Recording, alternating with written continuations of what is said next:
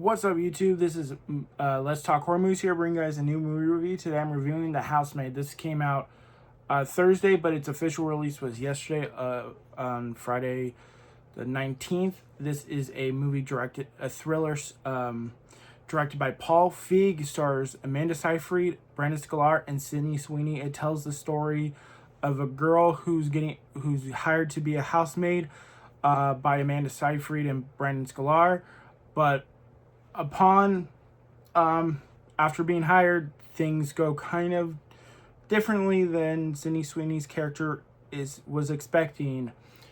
That's the little bit I'll give, and I'm sure a lot of you guys have seen the trailer to this movie. This was a trailer that I wasn't too like I seen on the trailers, so the trailers just felt like it didn't hit me the way I wanted them to, or like I like the cast. The cast is strong, but the trailers, I don't know, it just didn't hit me.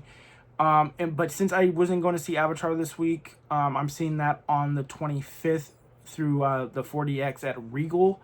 I wanted to save that experience for that. And then I'll see it again, probably that again in another at AMC at another time.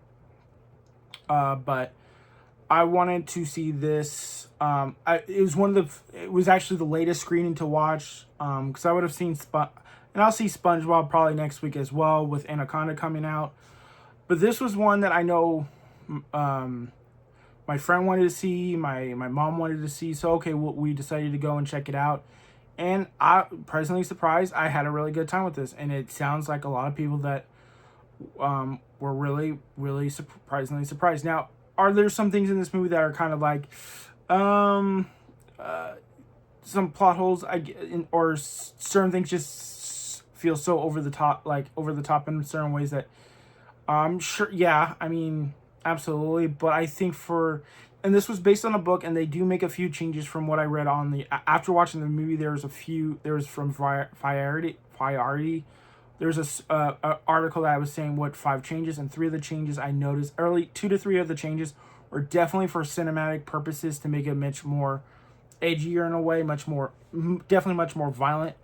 One of the other ones was definitely a character thing, and yeah. So what I say about this, I think the performances are really good. Amanda Seyfried goes for it here. She shows you the kindness. She shows you other things that I've already thought she was a really terrific actress. I mean, the first thing I seen her in was Mean Girls as Karen, and we know how iconic that character is from that movie, with some of the lines she gets.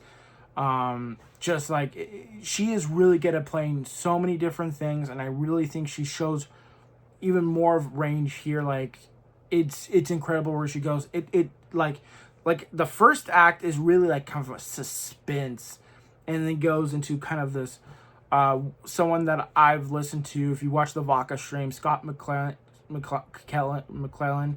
and he posted his review. So this is from Scott, what he said, and he is so 100% on it. And I did a short on this yesterday, just in case if I didn't do a review, and at this point I felt like I wanted to do a review. He said the first act was suspenseful. The second act was super horny, and the third act was pretty fucked up, and he was dead on 3 points. And I don't think you always get that when you see reviews, or you get that but this was what that was, and absolutely he nailed it on the top. Brandon Sklar, who's a lot of people's choice to be the DCU Batman, I think really shows why people, I think, would agree. I can see why people would be interested. I think he's tall, he has the charm, he has the the build for Batman, but he really shows his range here, and shows that, especially the charm, the good looks, like how he was able to use that with his character throughout the film. I'm not going to spoil this. I'm going to try to be more vague. I want to be more vague on certain things. I don't want to really spoil, but he's really good in this movie. It really goes once the movie gets going to another place where you maybe weren't expecting. Then and it's the same thing with Sydney Sweeney. I think she's really good. she's she's great. She's really damn good looking. That's going to be like everyone. This movie's for a lot of people that love, you know, hot people. Like once it gets to the horny stuff, it's definitely it really goes there, and which it's pretty impressive because just because you don't get at least it doesn't feel like you get a lot of that now in the best ways. You usually get kind of that stuff in the more really cheesy, much more for certain like the 50 Shades of Grey franchise, which was for the people who love the book and that stuff. It kind of has that it's trying to have that was trying to have the hotness, kind of that the horny super hot stuff, but it didn't in a way really have what you wanted like this had here.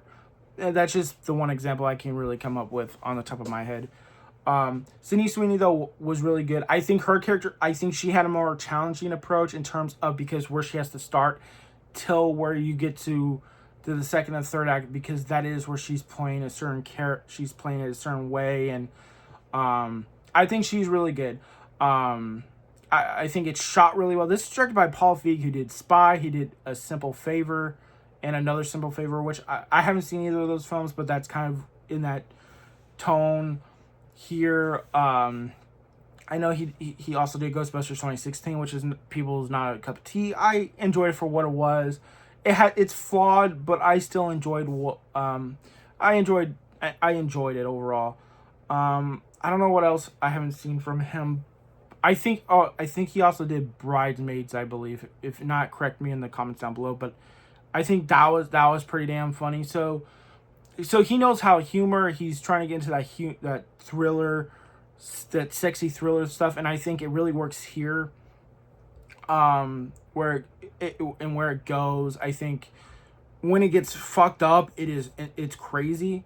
And again, like I said, when you read the changes they made for the movie compared to the book, especially with the first couple things that are more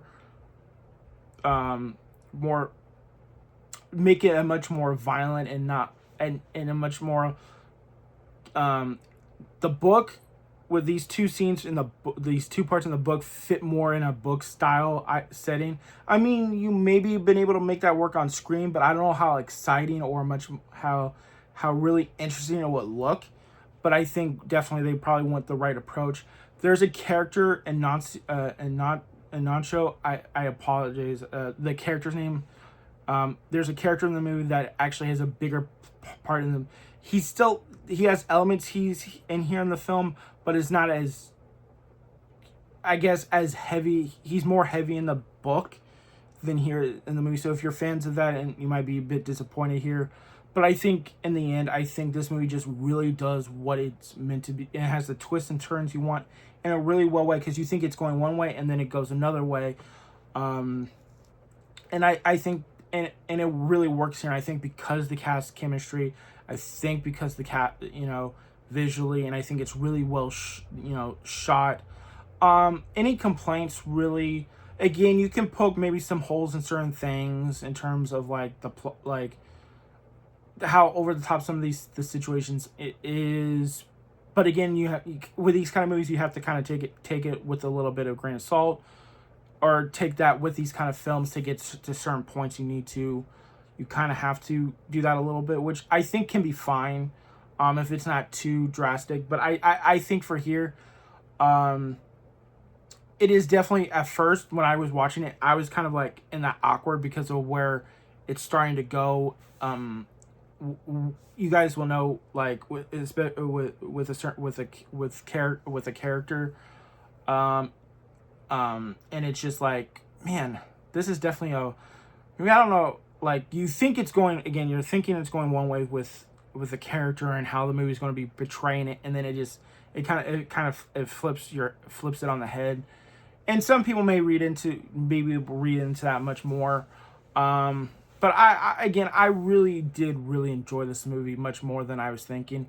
I didn't think it was going to be bad, but it wasn't something like, I think the trailers just did not, I don't know why the trailers didn't work for me. I can't really explain outside of just like, maybe it's just they weren't trying to show you too much, and maybe I'm not saying I want to see everything, but there was just like, because you don't, and I'll say this, I don't think they show a lot of Brandon Scalar's character except for a scene or two in the trailer, so they really do a good job of doing that. So they're trying to in the trailer doesn't give you a lot in terms of where you, when you watch the movie, you see scenes. It's like, oh, I thought that. Okay. You see where it fits into the story compared to where you're. And this is how a trailer should be in a way edited. So I appreciate in that sense. Though again, the trailer still didn't hook me until. Look, I have AMC A-list. I'm gonna go give it a shot, and I end up really digging it. It's definitely in the top 20 of the year. I don't know. I have to, once it gets closer to the end of the year, I have to look at my list and see where I want to place it ultimately. But I did really dig it. Again, I have really no complaints. Maybe the daughter character is not really. And again, I don't know the book, so, or I know this was my mom's biggest. Didn't care for the daughter. She didn't think she had a personality, and maybe that's more because that's how the character meant to be played. It was. So it's like in her chemistry with like Sydney Sweeney in certain spots, like it doesn't get there that you want it, you would like maybe, or it's trying to play that with you and see where it's heading. But I say the cast does a really good job. It's a fun time, much more than I think a lot of people are going to be expecting, and I'm happy to definitely see this. To see this one, I would definitely recommend this one. I would give a 4 out of 5. Go see it in theaters or even just buy it. I think it's definitely worth that. So let me know what you guys think in the comments below. This is Let's Talk Horror Movies signing off. Peace.